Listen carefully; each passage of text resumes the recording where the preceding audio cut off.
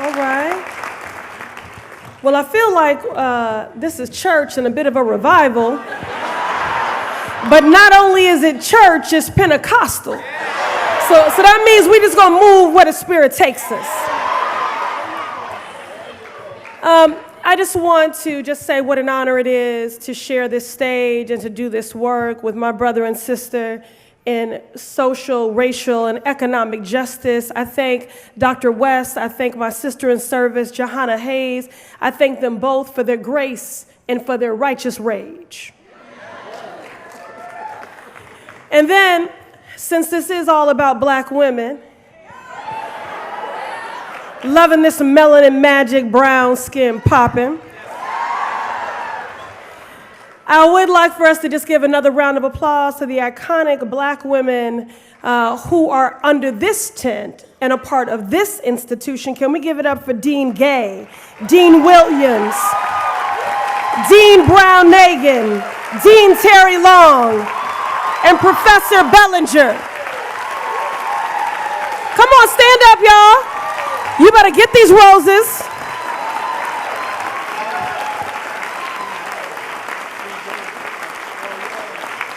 Listen, we thank you.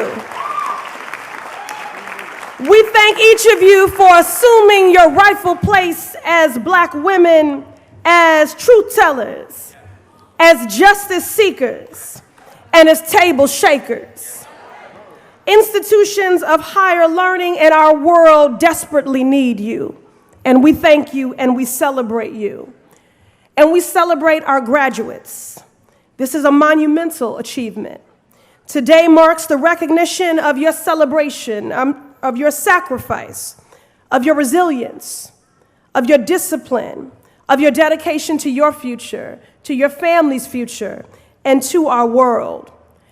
And to remain disciplined and dedicated and to thrive in institutions that weren't built for us is more than a notion and no easy feat. And I hope you know how proud of you we all are. And you all didn't get here alone. And so we're gonna thank the caregivers and the prayer warriors that Vaseline those elbows and those knees and those ankles. Family, friends, neighbors, professors, your village deserves just as much praise for their commitment to your success.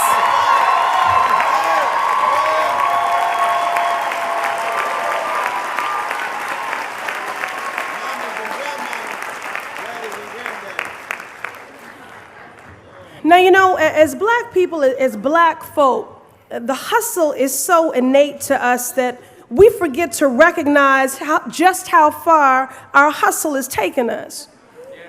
But today is your day. It is the day to breathe, to reflect, to be fully present, and to honor yourself. As I meditated on what message I would bring you with today, what tools I could offer you, I kept coming back to two formative moments in my life. Well, first, let me just say this. I think the world and our family and our caregivers and our parents, particularly because we're black, are always talking to us about fighting and the armor that we need to navigate this world and the work that we need to do to dismantle these systems. But I want to talk to you about something you don't hear enough about. It's a three-letter word, very powerful and potent, and that is joy.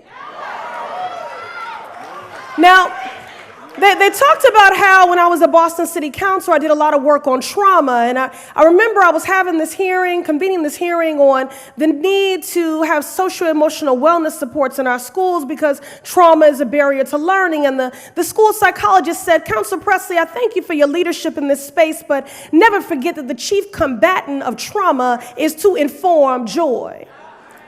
And so as black folk and in this country, we've experienced our fair share of trauma, still experiencing trauma. And I know that joy is not only a preventative tool, but it mitigates, it heals.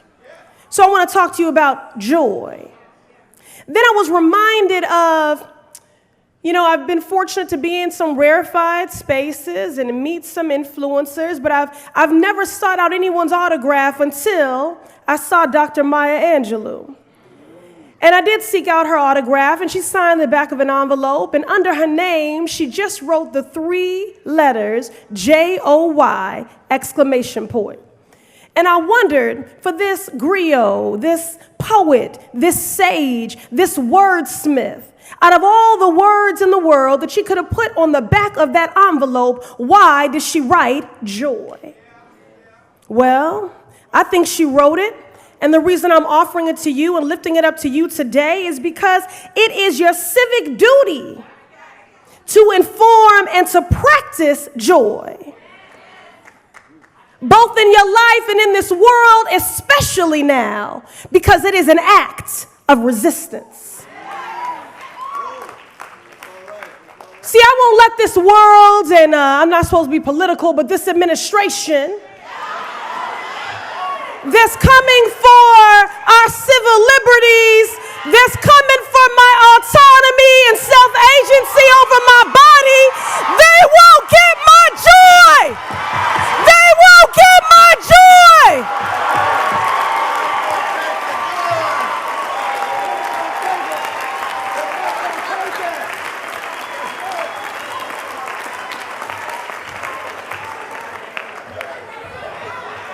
Don't you let them take your joy. And that's the tradition that we come from. Now, true enough, struggle is a conflated part of blackness. But it is in that collective struggle that beauty has emerged. And so has joy. And that is why even in the brutality and degradation of slavery, we still had a song in our heart and we sang in the fields because they could colonize the land but not our mind. They couldn't take our joy. They couldn't take our joy.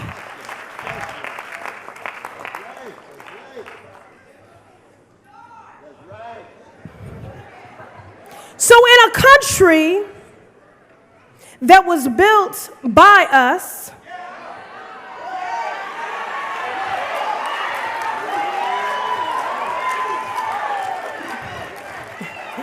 Angela Rye says we built this joint for free.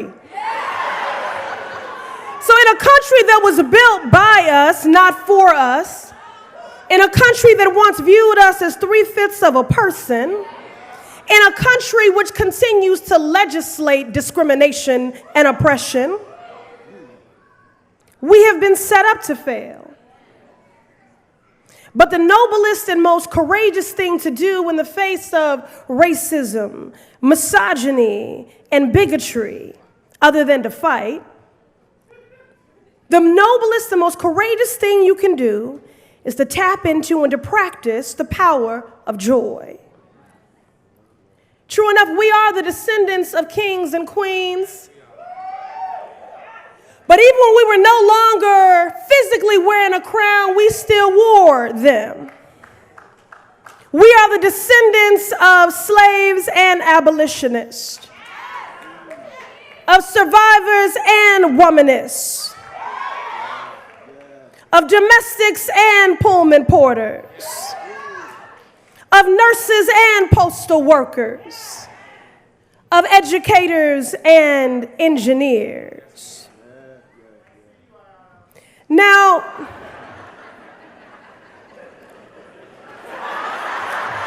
I see you too. And that is the point. Let me just say this. You know, we find ourselves in unprecedented times in new terrain. And while the future of our nation and of our planet may seem scary and uncertain, it does give me comfort to know that you are at the helm of steering us on a path towards a better tomorrow. And although I would love nothing more than to one day call some of you colleagues, whether you decide to run for public office or not, you are already public servants. You are civic artisans. You are values engineers. You are social architects. You know, my mother always told me that we had a collective responsibility in this world, that the challenges that we face as Black folks, the world that we seek to create, that it was not for us to just lay that burden at the feet of people with commas and titles after their name and place that burden squarely on their shoulders, that this was the work that we needed to be in together, in symbiotic partnership. She was a super voter. She took me to vote with her in every election. And despite our circumstances, growing up in a tough city block in Chicago, my formative years in Cabrini, my father battling and later overcoming addiction, but in and out of the criminal justice system for some 14 years. The struggles of a single female-headed household, a mother and a child that endured sexual abuse and rape. This is why I ran for Congress, because we have intergenerational poverty and trauma and poor public health outcomes. Johanna said she can legislate the way that she does because of the experiences that she's lived. And so in the midst of all of that, my mother made sure I knew on election day that we were powerful. And when she pulled that curtain, I stood a little bit straighter, and I believed her. And I still do.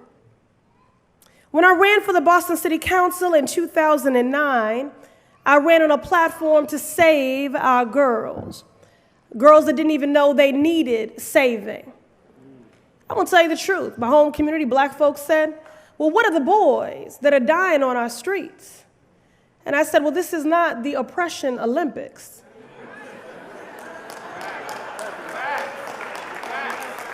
This is not about whether or not we are our brother's keeper or our sister's keeper. It's an and, it's not an or.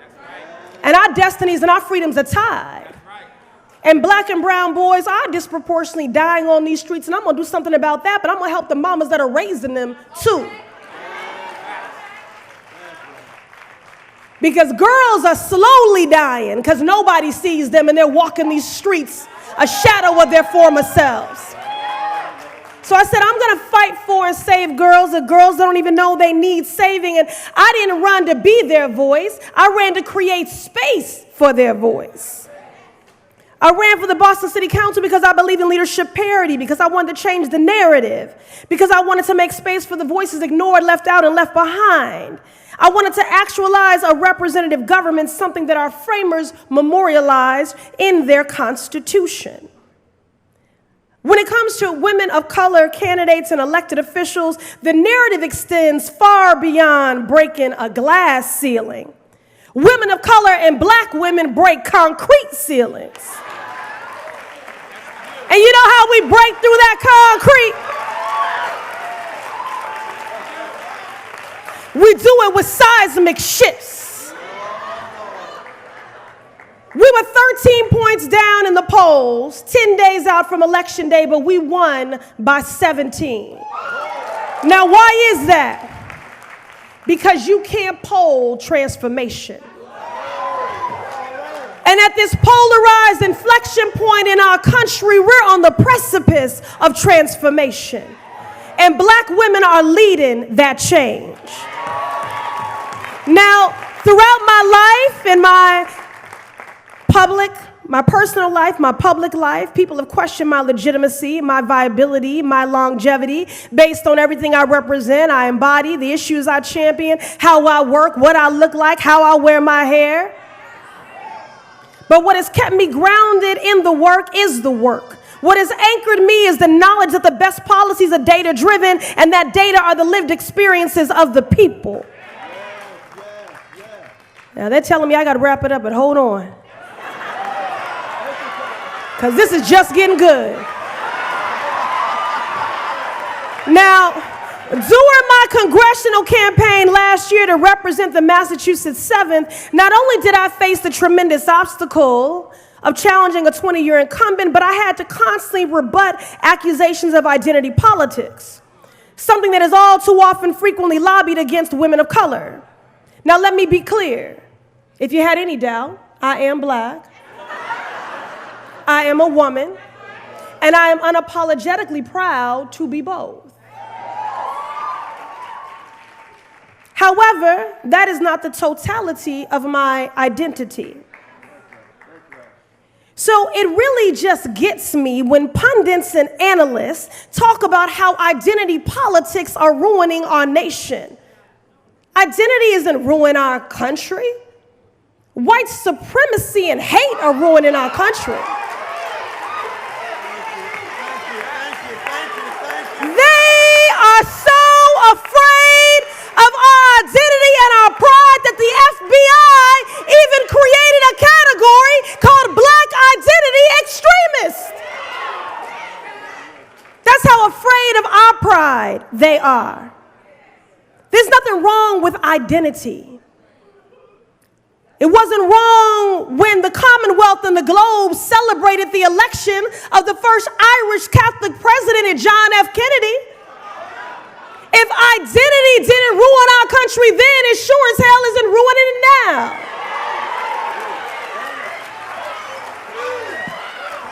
So I share my story to amplify the lived experiences of millions. If veterans can fight for veterans, if a former iron worker can fight for workers' rights, why can't women affirm the rights of women, and why can't black folks fight for black folks?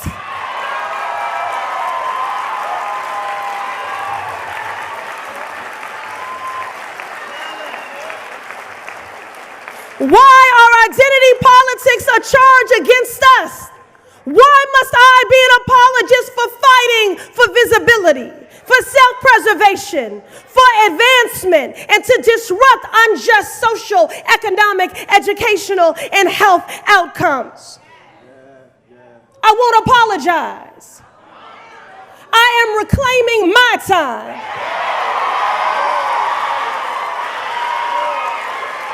I am reclaiming our time. Our truth, our narrative, our destiny, and without apology. Let me get back to this joy thing. So they pushed me off this stage. Let me just say this, y'all. Listen, people are scared. Women, black folks, queer folks, undocumented folks. Our collective humanity is under siege on an almost daily basis, sometimes hourly. But it is that threat that fuels me to work even harder. And it is the mandate to use our privilege as educated citizens, as members of Congress, as academic leaders to bring those closest to the pain, closest to the power. And yes, these times require bold activist leadership and people like you who work diligently in the fight for justice, but these times also require compassion, love, and joy. Because the spirit cannot withstand a constant fight. And so, graduates, this is my gift to you. This is my charge to you, to inform your personal joy in that of the world. And I wish you joy. A joy that comes from earning and investing some Tubman 20s.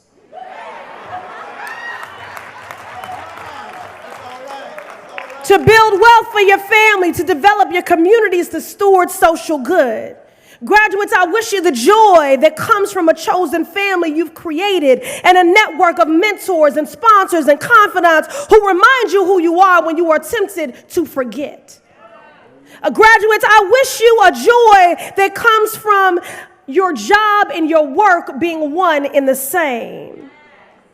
Graduates, I wish you the joy that comes from daring to be yourself, bold enough to stand in your blackness and your brilliance. Congratulations.